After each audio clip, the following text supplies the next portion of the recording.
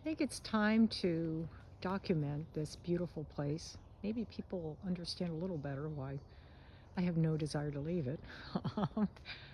This is looking up at the driveway that comes down into our house. It's a little cathedral. We walk up here several times a day for one reason or another, the mail, the trash, whatever.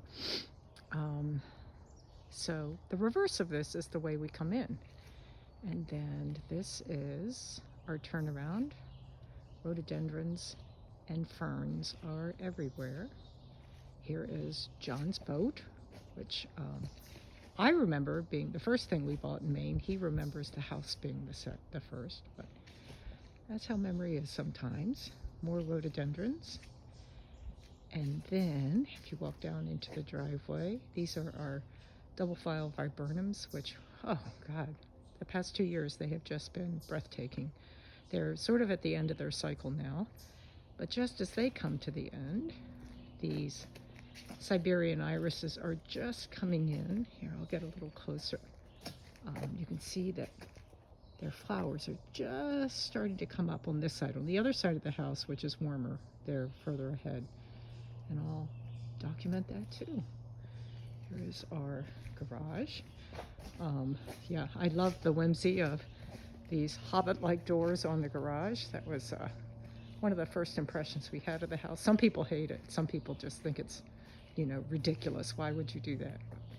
And that's our original front door entrance, I think. And then, and of course I've got plants. What a surprise. And then it's a mess right now because we've had a lot of rain and we're going to have more rain, which is keeping the smoke out. So I'm not complaining, but this is where we usually sit in the evening. We've got a nice covered porch.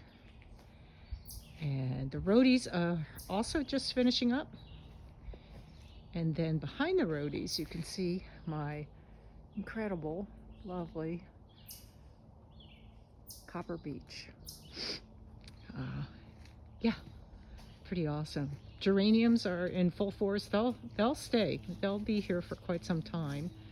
Though the rain has sort of beat the flowers out of some things, I'm still happy to see the rain. I kind of can't get over that. And then those back in front of the porch are bleeding hearts that also didn't bloom for as long as they did last year. I think the weather is having its way. Our live-in bunnies, more bleeding hearts, the dicentra type, which is I don't know, it's just a different kind of bleeding heart. More irises, and then that's a weeping apple, decorative weeping apple, which also was kind of an amazing tree. It's got a little bench under it. The other thing we have over here that is just about done blooming is a big stand of lily of the valley, and sort of interwoven are some columbine. And of course, things volunteer. There's a geranium that I'm sure wasn't planted there. Ferns everywhere in the forested part of the land, which is most of it. So keep that in mind as I show you really only the cultivated parts of this piece of land.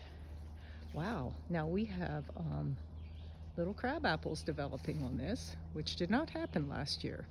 I'm not terribly pleased to see that, just because they'll be a mess, but I hope the birds like them. And coming around here, we've got blueberries.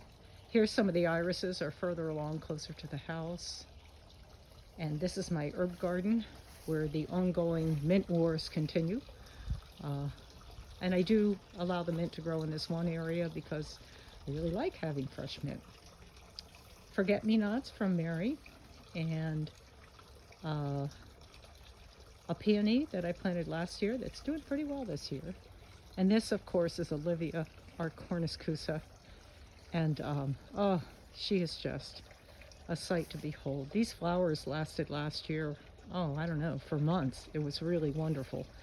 And she's doing good growth. So in spite of not having the best soil here, I'm really pleased with the fact that she's taken There's our arbor. There's a screen house, of course, which is for black flies. That'll come down sometime after Father's Day. They say that black flies are from Mother's Day to Father's Day.